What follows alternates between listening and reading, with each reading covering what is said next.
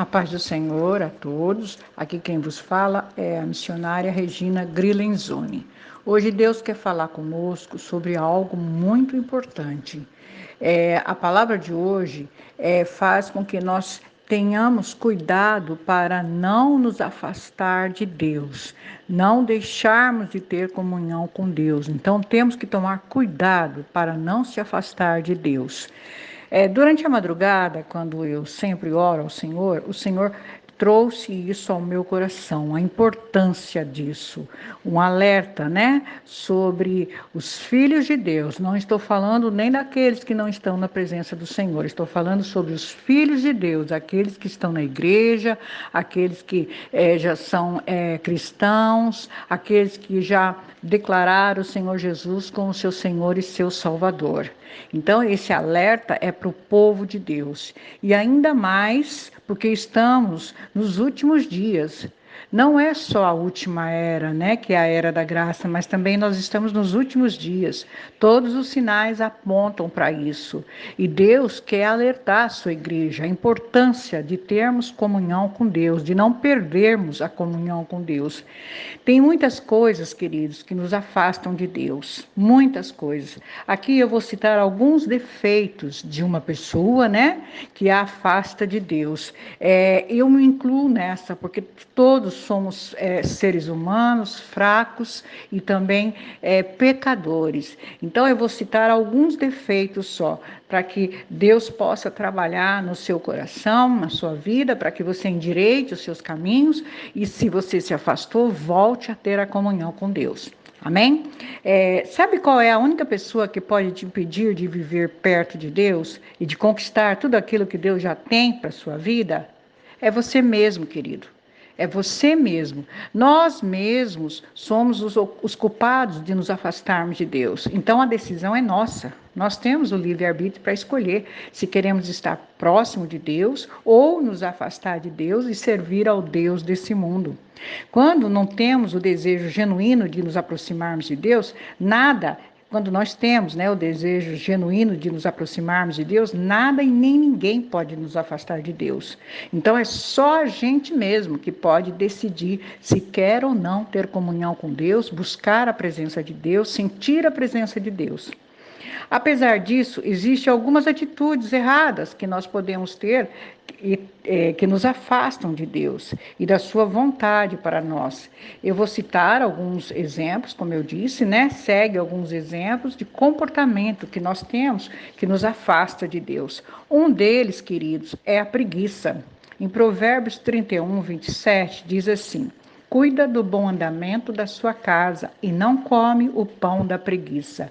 Aqui, a preguiça, tanto ela pode ser na questão de trabalho, da pessoa ter que se levantar, trabalhar cedo para ganhar o seu pão, para sustentar a sua casa, sustentar a sua vida, como também pode ser na questão de conhecer melhor a Deus, porque a pessoa fica tão preguiçosa que impede, que ela mesma se impede de conhecer melhor a Deus.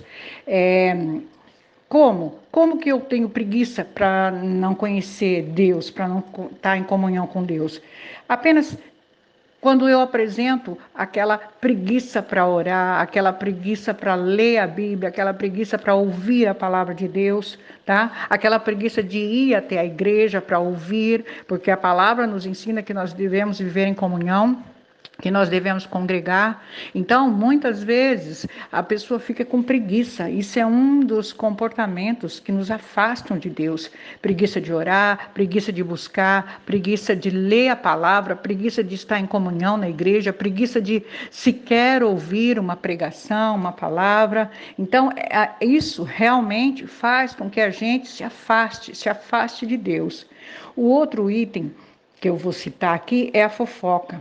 Em Provérbios 20, 19, diz assim: o mexeriqueiro revela os segredos, Portanto, não se meta com quem fala demais. Queridos, isso é muito sério. Fofocar é uma atitude reprovável na Bíblia.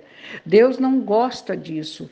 Você acaba se tornando uma pessoa cruel com todas as outras pessoas e acaba condenando as pessoas pelos seus erros. Nós não temos que fofocar da vida de ninguém. Todos nós temos problemas, todos nós temos lutas, todos nós temos muitas vezes pecados.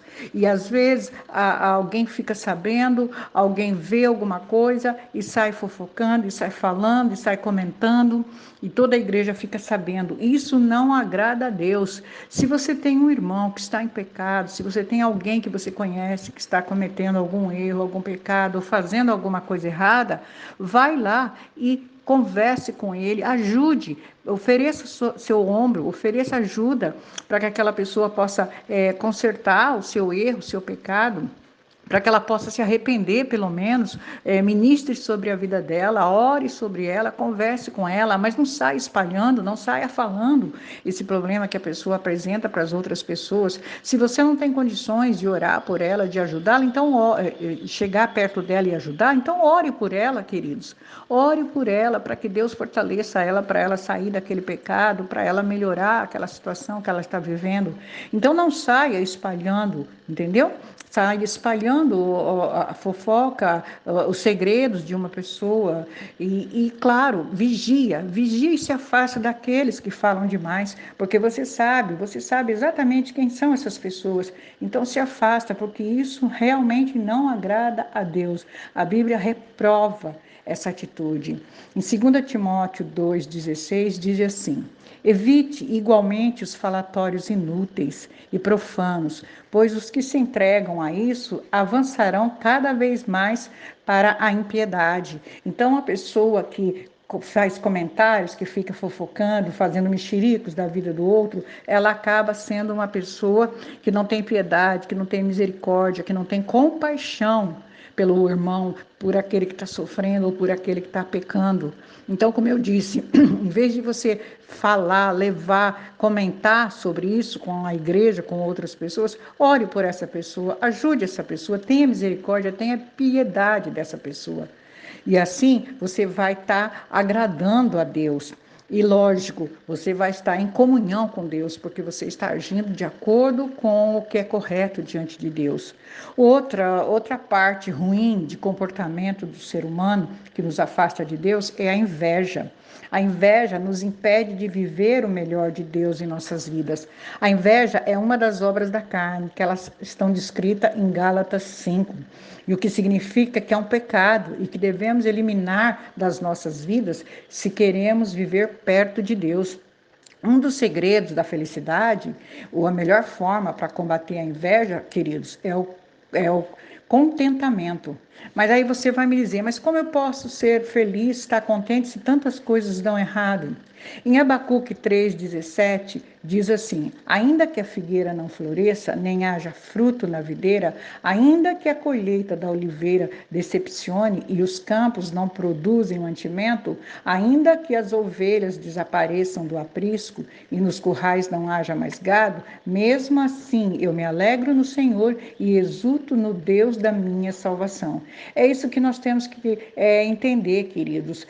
Não ter inveja de ninguém, não se importar com a conquista dos outros. Você tem que se alegrar com aquilo que você tem, porque no tempo certo, se você for fiel a Deus, se você ficar contente, mesmo com as suas lutas, com as suas dificuldades, sabendo que depois disso tudo o Senhor vai te dar a vitória, pode ter certeza que Deus vai te honrar. Então, assim mesmo, você glorifica o Senhor, adore o Senhor, porque tudo vai passar. Deus não quer nada de ruim para nós e não quer, principalmente, que nós tenhamos inveja daquele que prospera, porque no nosso tempo, no tempo de Deus, na nossa vida, o Senhor também vai nos honrar.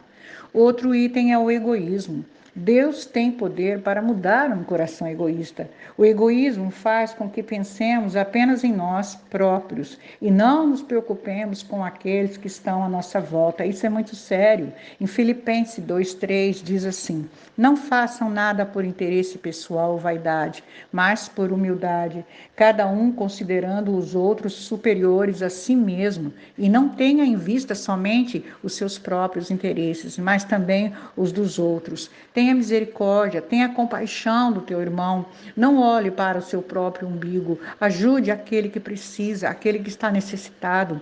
Isso também faz com que a pessoa se afaste de Deus quando ela se torna egocêntrica, egoísta e não tem compaixão. A palavra nos ensina que nós devemos amar ao próximo como a nós mesmos. Então, isso também é uma coisa muito séria que nós temos que vigiar. Outra é a ganância. Quem é ganancioso entristece Deus. Em 1 Timóteo 6,10 diz assim: porque o amor ao dinheiro é a raiz de todos os males, e alguns nessa cobiça se desviaram da fé e atormentaram a si mesmo com muitas dores. Deus não é contra a pessoa ter dinheiro. Deus só não quer que a pessoa coloque o dinheiro em primeiro lugar. O próprio Jesus disse que não é possível servir a dois senhores. Em Lucas 16:13, ele fala: nenhum servo pode servir a dois senhores, porque irá odiar a um e amar ao outro, ou irá se dedicar a um e desprezar o outro. Vocês não podem servir a Deus e as riquezas. E quando nós amamos o dinheiro, Deus perde a importância nas nossas vidas. Algumas das maiores atrocidades cometidas neste mundo são cometidas por causa do amor ao dinheiro. Ame a Deus acima de todas as coisas e não deixe o dinheiro controlar a sua vida e sentimentos, e dessa forma você estará mais próximo de Deus. O outro item, queridos, é a ira descontrolada. A ira descontrolada e prolongada, ela não é de Deus. Efésios 4:26 diz assim: fiquem irados, mas não pequem. Não deixe o sol se pôr sobre a sua ira, e nem dê lugar ao diabo. Um momento de descontrole e ira pode ser suficiente para destruir vidas, inclusive a sua própria vida. A ira em si não é um pecado, porque a Bíblia diz que é possível nós irarmos sem pecar. Há momentos na vida em que é normal nós irarmos com alguma situação que nós não concordamos. Até Jesus se irou quando viu os mercadores fazendo negócio na casa de Deus. O grande problema é quando a ira vem de forma prolongada e descontrolada. Quando a ira controla a nossa vida, nós nos afastamos de Deus. A mansidão é um dos aspectos do fruto do Espírito e, através dela, nós podemos impedir que a nossa ira se transforme em pecado. A palavra de Deus manda que sejamos pacificadores e mansos com as pessoas à nossa volta. O outro item, queridos, é a imoralidade sexual.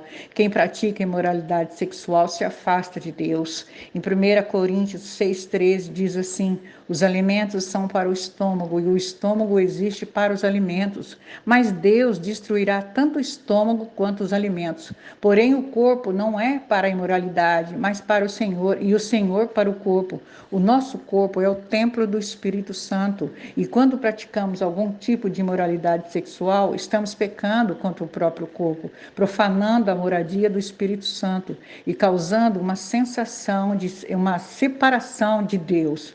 Outro item, queridos, é a idolatria. Em Mateus 6:33 diz assim: busque em primeiro lugar o reino de Deus e a sua justiça, e todas essas coisas lhe serão acrescentadas. Muitas pessoas não entendem o conceito de idolatria, dizendo que idolatria é apenas o ato de adorar alguma imagem ou um outro Deus.